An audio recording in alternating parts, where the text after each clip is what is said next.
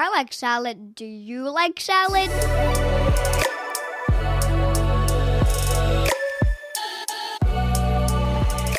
Hi, I'm Ho Shun Ho. I'm living in Vancouver, BC, Canada, unceded territory of Musqueam, Squamish, and Tsleil-Waututh nations.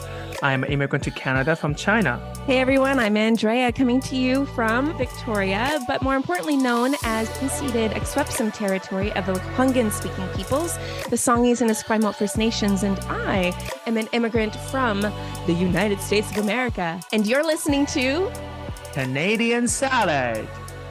Canadian Salad. Hi everyone, welcome back. I know you all miss Hello. us and You we did. miss you. I missed me. Did you miss I yourself, know. Ocean? I miss my voice. Oh, I sound so great. your voice that melts like butter. Or I mean, Butter. butter. I do miss us. I always love when we meet and talk about things that we love, that we care about. We love. Yeah. Yeah, Today's exactly. topic, we really love people. We love immigrants because we're both immigrants ourselves. Yeah. And this has kind of been a long time coming, this episode, just because with Halloween and some other things that came up in our schedule. But we're going to talk today about the immigration cuts that Mr. Prime Minister Justin Trudeau announced on October 24th. A big day. A big day in a lot of circles, a lot of communities. A lot of hopes and dreams. A lot of hopes and dreams, but also this just fear of and lived experiences that, like, and we'll get into this, but like the anti-immigrant rhetoric just perpetuates racism and discrimination. I think so. Like this immigration cut in many ways only puts, literally gasoline into the fire. Totally.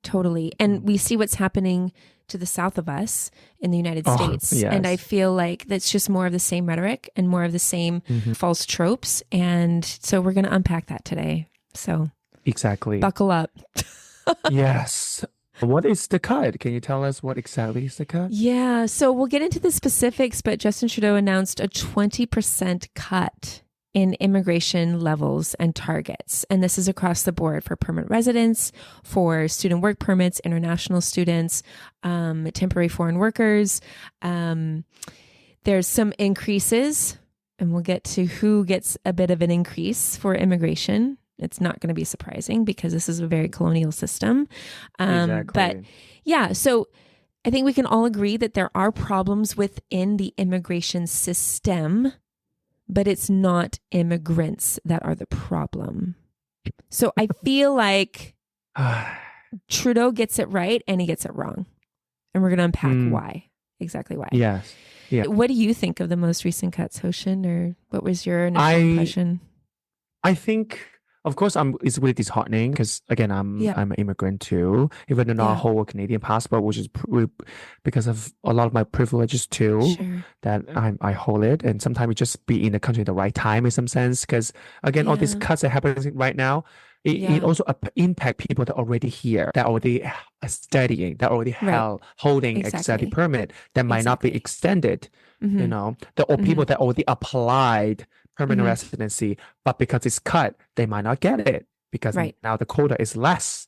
So this kind of is very disheartening, especially thinking of these people already applied, already holding study permit, and then now they have way less chance to actually get it extended or actually get the permanent residency. That's the first feeling I get. And second is, as you mentioned, that this policy only gonna be gonna enforce or kind of puts gasoline to fire of this kind of anti-immigrant rhetoric of thinking, immigrant is the problem. See if the government agrees. Exactly. And it's it's so it's so stupid.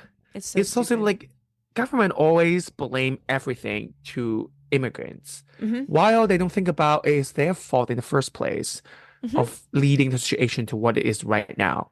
Right. By the way, we make a mistake before. So now we're going to impact 1,000 people's lives by cutting the quota. They can literally go F themselves. I don't care. But even though, I'm the one who made the mistake, but they are the one who have to pay the price. Exactly. So that just, It's so frustrating because we'll get into why, but there is no statistical evidence that high immigration levels create high housing costs or low lack of jobs. Mm-hmm. There's no statistical data. To me, this move was literally because the anti-immigrant naysayers and just they were the squeaky wheel and they got the grease, right? Mm-hmm. We've seen anti-immigrant parades happen. Mr. John Rustad of the Conservative Party attended an anti-immigrant, they're calling it Reclaim Canada. Sound like anything familiar from the United States, Make America Great Again, Reclaim Canada. And this Reclaim Canada banner is where a lot of this anti-immigrant rhetoric and tropes come from. And it's infuriating because I feel like Trudeau just caved because the crowds were getting loud, didn't look at evidence, didn't look at data, didn't take accountability, to your point, not instead of just saying, hey, we messed up, we did this wrong, we're going to assess what's the gentlest way to kind of curb our infrastructure, because that is a huge reality. A lot of immigrants, there are stories of immigrants living in shelters. So I agree that there is a problem. It's not the targets, though. It's the system. Yeah, it was very infuriating. And in just being a part of some social media groups, there's a lot of communities that are scared because this is the beginning of kind of a more deep-seated issue. Trudeau, I'm just going to say what he said when he made the cut announcement, which is interesting. Okay. He made the announcement. It wasn't Mark Miller. So a lot of media pundits and commentators were saying this is just really weird that Justin just kind of went out there on his own, was just like, this is what we're doing. And it wasn't Mark Miller. Usually Mark Miller's, he's the IRCC guy. But Trudeau, he said, quote, with the plan we're announcing today, along with previously announced measures, we're making our immigration system work better. Far too many corporations have chosen to abuse our temporary measures, exploiting foreign workers while refusing to hire Canadians for a fair wage. End quote. Now, abusing exploiting foreign workers, absolutely that happens. And that is something that absolutely needs to change. Oh, but we're just going to cut down those targets. That's not addressing the issue. That's like just saying, let's just put a Band-Aid on it and then it'll all go away. It's not going to go away. People are still going to get exploited. People are still going to be taken advantage of. Anytime you ban or lessen something, people will find a way to make it happen. And often those ways and measures of making it happen are abusive and they harm people. Also, for them, it's just like an easy thing to say. They can do many other things, like for example, enforce, more regulations, more policies, or even like quota for companies, or every time, they can even, there is for if a company want to hire like foreign workers, doesn't have any like work permit here, they have to submit a certain documents to prove that they cannot find anyone in Canada. That's why they hire this foreign worker, for example. Why not this kind of policy can maybe get twitch a little bit if they really just want to hire more Canadian workers? There's many things it can be done in a policy, in a regulation level. But of course, that will take way more time, research, and maybe enforcement. Exactly. But I was like, there's too much work for us, so let's just cut numbers. Also, that maybe give us like voting points because it fits into this anti-immigrant rhetoric people's idea, so we can give us more voters. So it's just lazy and it's very political. Let's just say that. Yes, very political. Yeah. So we're going to break down of what the cuts mean, actually, just kind of looking at a lot of different streams of immigration. We're going to talk briefly about what the real immigration problem is, and then the ways in which this anti-immigrant rhetoric not only distracts the masses from real systemic problems, but it's also harming communities and actual people who are on the ground trying to just be making a decent living wage and trying to navigate their new home Canada. My apologies if I get passionate, and I will try not to be the white woman enraged, because there is a time and a place for that, and I don't want to do that. Don't apologize for your passion. But I think, I feel like communities of color have endured a lot of this before. I want to be angry, but I want to be angry with, with grace and passion and kindness. So anyway, thank you, Hoshin. Okay. So some statistics, the PR targets are going down from 500,000 to 395,000 a year. That's one cut. 40% of economic migrants, workers, will come from those already within Canada. It's basically, we're going to extend federal skilled worker stream, that particular stream, and allow people who are already here to apply through permanent residency through that federal skilled worker stream. Family reunification and refugee targets will also go down. With family reunification, I believe it was like 10,000 a year. It's going to start going down, and refugee targets are also going about 10,000 a year. The temporary foreign worker program and the international student amounts are already flattened and capped, so there's no changes there. Those announcements were made back in January, I believe. Yes, some episode talking about. Yeah, we did. There will be 300,000 fewer study permits per year, which I would be interesting to see how the colleges and universities are going to fare, because they rely on that for a lot of income.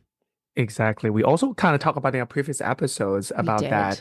A lot of education institutions, big ones especially, rely on international student tuition fees, because international students pay more than double, some of them even. Yes. And university rely on those tuition fees, to pay their staff, to pay their lab.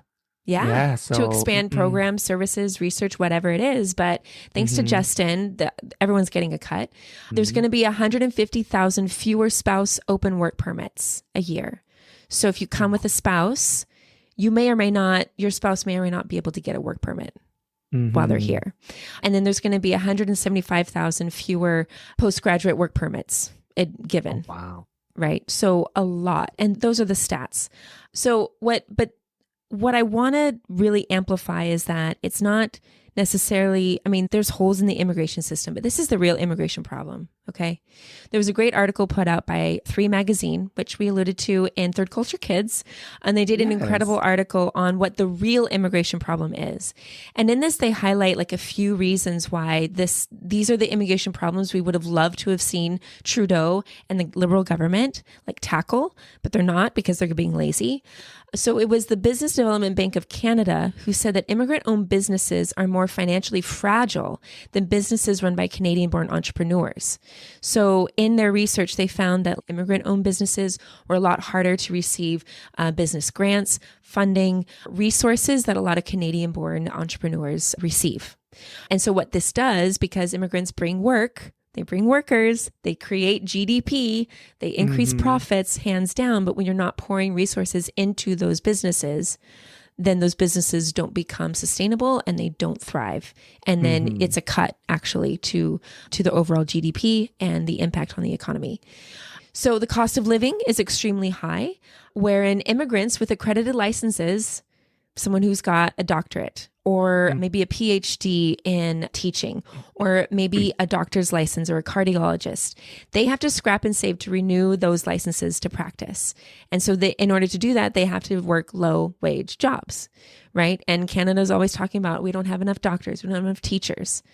You do. You're just not giving them the job. And we've talked about this before, Hoshin. Housing is another huge problem for immigration, but for also Canadians as well. And so to eliminate, this article explores, to eliminate the gap between demand and supply, the Parliamentary Budget Officer has said that Canada would need to build an additional 1.3 million homes by 2030, about 181,000 more homes a year than are currently being built. So even with where we're at right now, you still need 1.3 million homes by 2030. But here's the kicker, because a lot of people use this housing trope to say, CCC, more people means more houses. And yes, more people means more houses.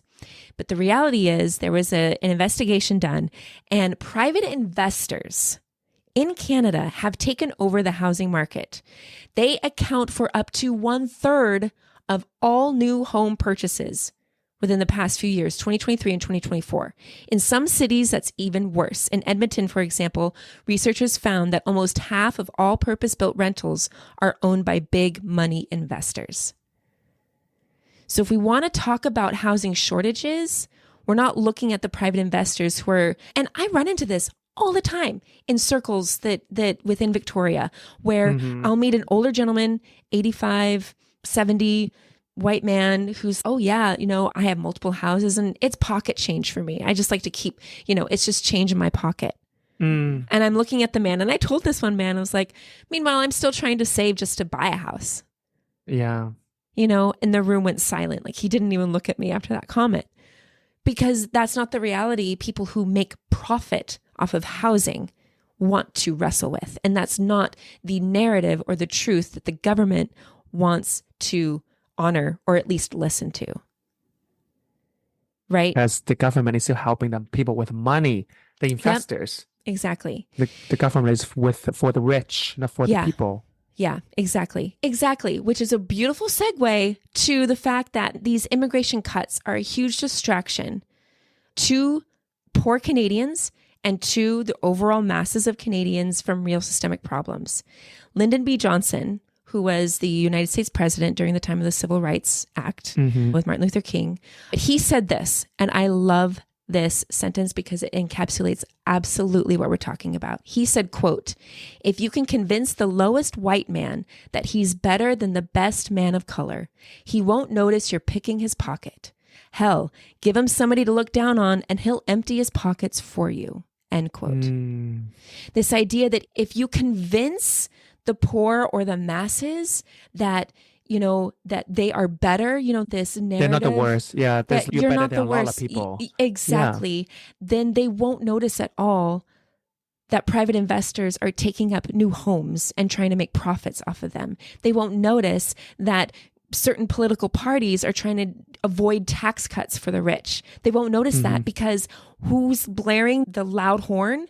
It's the anti-immigrant horn, right? There's someone else. There's someone else for them to blame. Yeah. Exactly. If you give them somebody else to look down on, they'll empty their pockets for you. And we see this, donate to this so-and-so because he's the leader that's going to work for you. It is this idea that, honestly, that is what happened in the States, and that's what's happening even in Canada. In most colonized countries, you convince the white people that they're better than people of color, and they will always look down. Oh, true. In 2022, support for immigration was at an all-time high. I don't know if you knew this. Oh, I don't know. No. Know that. We'll put it in the resources. But in 2023, the anti-immigrant sentiment went up 40%. 40% in just 2023. And I think there's a few reasons for this. I like to say that a lot of the megaphones from the States are impacting Canada, but you and I have explored this, that Canada was not always pro-immigrant. In fact, they wanted specifically only white, specifically certain European countries to immigrate here. For a long time, it was like Jewish people couldn't, Irish people couldn't, Polish people couldn't, right? And the fact that it was there and it's always been there and it's just getting louder. That's all it is. There's also estimates that within the next year, 5 million baby boomers are going to prepare to retire. 5 million. In a country where immigration continues to account for almost 100% of domestic labor force growth. Oh my God. And that's why they increased immigration, because during COVID, a lot of people retired early.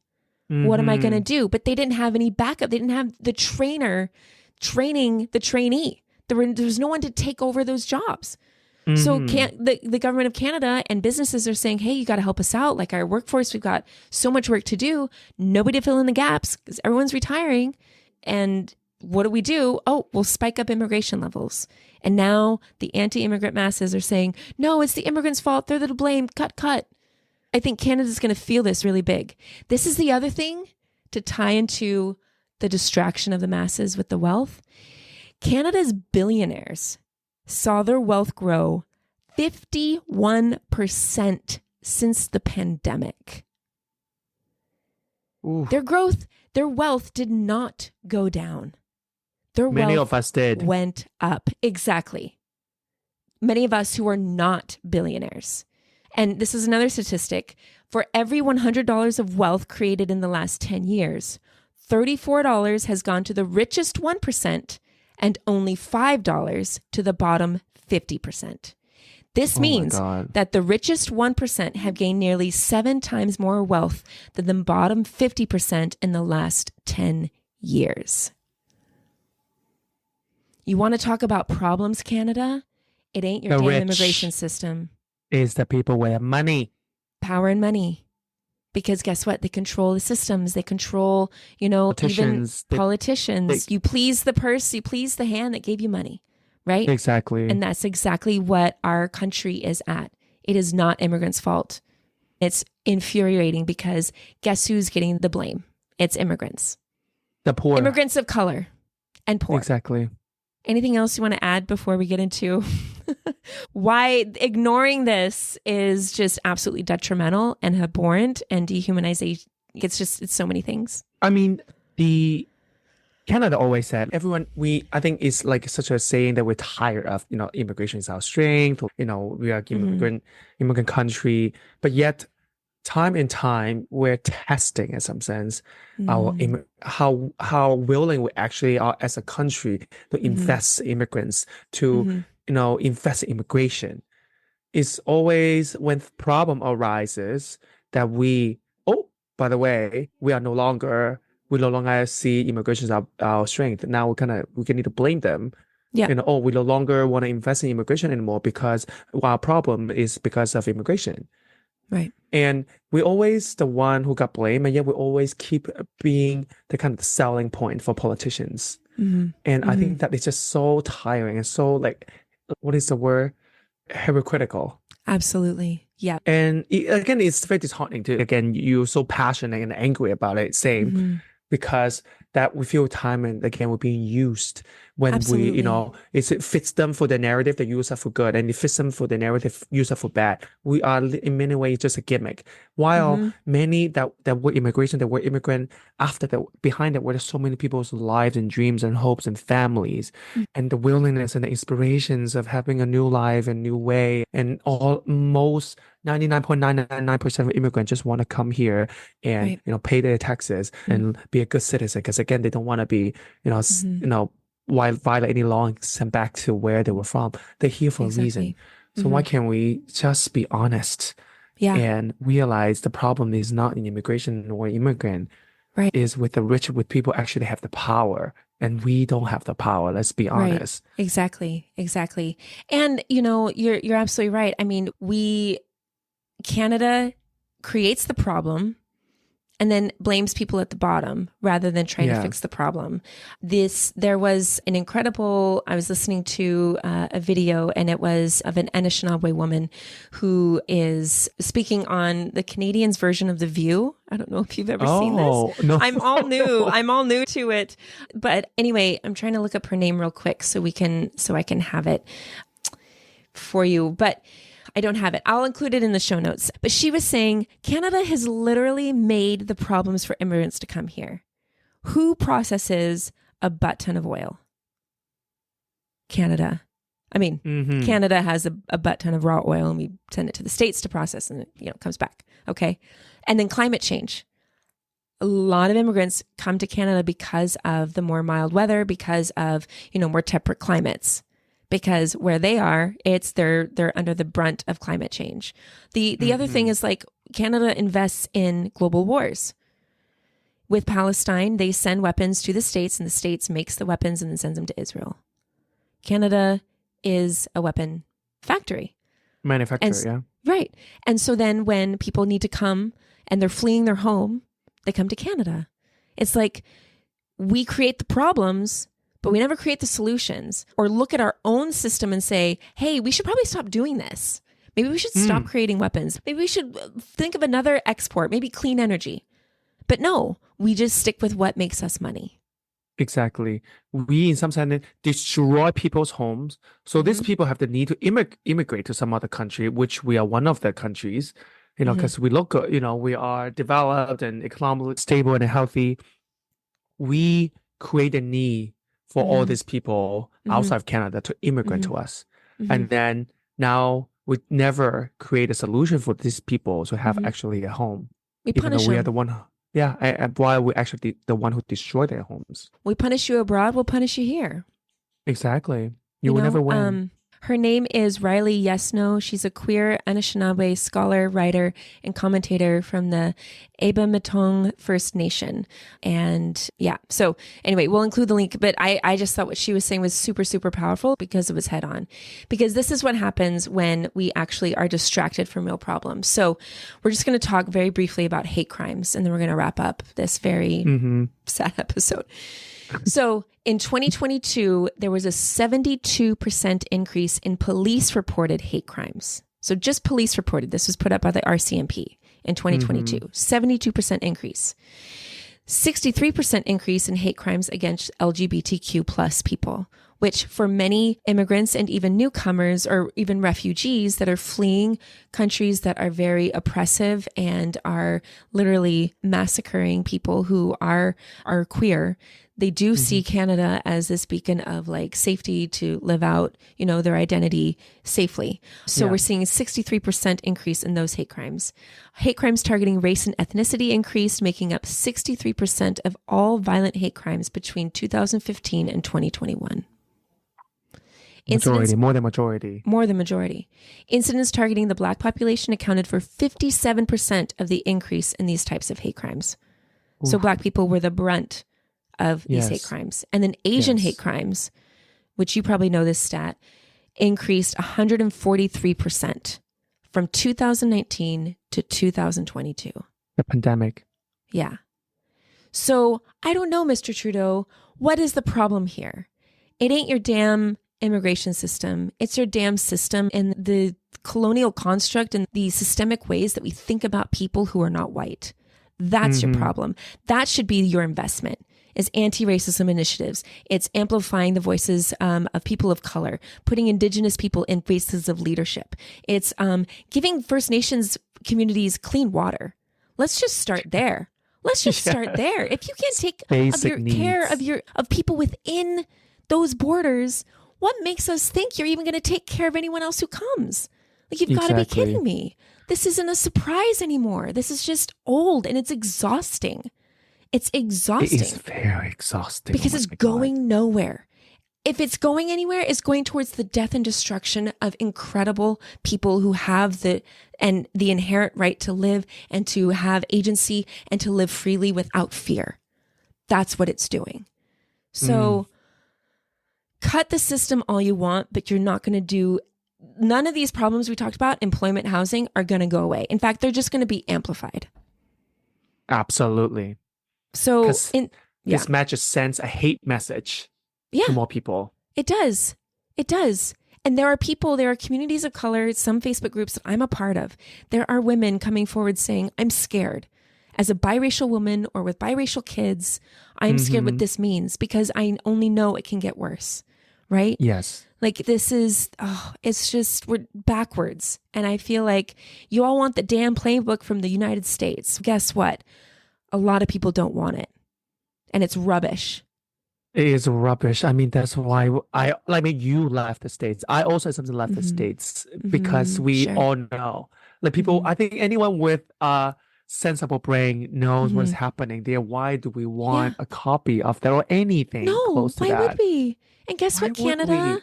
You say you're better than the United States. You know what? You're about the same, man. Show it being different.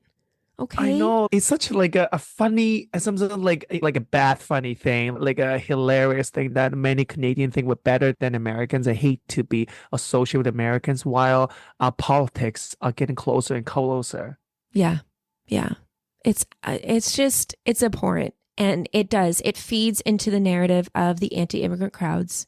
It's going to bring those stupid parades reclaiming Canada back, and it's so dumb. If they start having like red hats, Hoshin, we gotta go somewhere. I don't know. Can we immigrate to Greenland somewhere? New Zealand. I heard New Zealand's good. Oh my gosh, the ocean. Let's just live in the ocean with some dolphins. Oh my gosh, but own island. Yeah. Anyway, I just wanted to unpack this episode. I wanted to unpack what Trudeau recently announced and really unpack like the impact, and not just speak truth to the blatant lies that cutting immigrants and, disrupting their lives is going to answer all of our problems. It absolutely is not. There's major reforms, humanitarian reforms that we absolutely need. And you're barking up the wrong anti-immigration tree, you're barking up the wrong, I don't even know. This is all wrong. It's all wrong. That's it. Is it time for quiz now? Wow. It is. Thank you, Andrea, for that passionate conversation. Yes. Well, thanks for holding space for that, Hoshin. I think we all heard, Yeah. your care, your passion, your concern. Yeah. Yes. And hopefully these more people will share our voices and share our thoughts. Please recommend our podcast to your friends, families, and folks. Help them understand. Because help them to understand. Even just one person, if you can let one person know that immigration is never the problem, then you do something good for this society. You did something good for us, and that itself is can be your legacy. Even just one person. Exactly. And that's enough, because one person just has that ripple effect in whatever community exactly you're in. So I agree. Everything starts with one person, and you can be that person. You. Yes. That's right. Who is listening right now? You. That's right. You. I felt like breaking out in song. We just need some song, and we need a fun Canadian salad pop quiz. Exactly. Yes. I love Canadian salad pop quiz. Yes. Andrea, do you want to go first? Yes, I would love to. Okay. This is from the Bank of Canada. Let me see what year it is. I believe it's 2023. Yeah, December of last year. So almost a year. So I think it still definitely has a really good point to make. So my question to you is, with the immigration levels as they were as of last year, whatever they were, like I don't know what the full number was. Okay. What increase did the amount of newcomers to Canada have on inflation? So how much did inflation increase because of the newcomers at last year's levels, 2023? 0. You are very close. You're very close. 0.2. 0.1. Close, very close. 0 point stinking effing 1, my friends. Yeah, immigrants barely had anything to do with inflation, y'all. I'm not surprised. Like, why would we? No, we consume just as much as, oh my gosh. Yeah. But anyway. But wealth, it's investors. Don't pay attention to the rich people. Yeah. The rich people can do nothing. They do nothing wrong. Ugh. Anyway. Ugh. Okay. Your question. Okay. My question from Statistic Canada. Yeah. Remember, like, if for people who have been through the immigration process, that you have to choose like your job when you apply for permanent residency, like what kind of level it is, like O, A, B, C. Yeah. Oh, yes, I remember so like that. they are the level of like management level, professional level, or technical level, all of that. Anyway, so that's the context we give. Yes. So this data is from 2001 to 2021. So in 20 years of census, 20 years of span, we'll talk about immigrants. Which level? We'll give you all the levels, which is the managers, financial manager, engineering managers, any kind of managers, or professional jobs, like who at least have a bachelor degree or higher, technical jobs, like trade, technicians, chefs, electricians, or low skill jobs like nurse aid, drivers, or servers. So give you 4 options there. Which level have the highest increase in the 20-year span? I'm going to say managers. Immigrant had the high, that level had the highest increase for immigrants. I think so. The answer is professional jobs. Really? Yeah. So that people have that, jobs that require at least a bachelor or higher. It was in that 20 years, there's a 48% surge. Immigrants had acquired more jobs or more in this level. Wow. More immigrants are in professional jobs. And actually, manager kind of role is the second highest. So you're very close. It's 36% increase. Really? Mm-hmm. And yet you hear this stupid rhetoric of, oh, they all come uneducated and they're so archaic and outdated. No, immigrants are coming in more and more educated, way more. More highly skilled. Yeah. More highly skilled. So yes. Oh my gosh. So for the ones who thinks that, oh my God, immigrant take my job, maybe you're just not educated enough. Girl, maybe you need to go to school. There's going to be lots of openings for universities, so maybe you should just go. I don't know. You think your high school diploma can compete with a PhD degree? I know.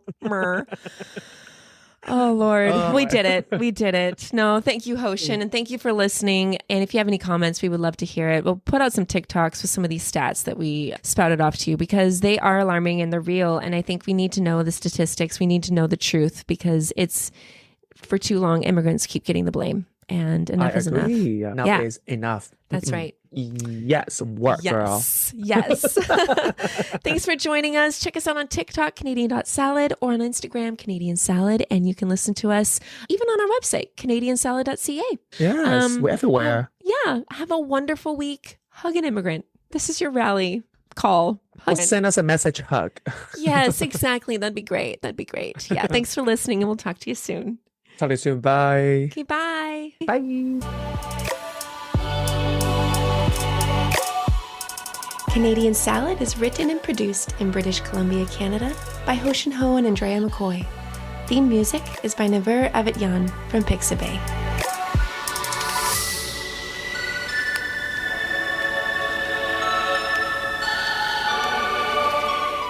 This has been a good Drinklin production.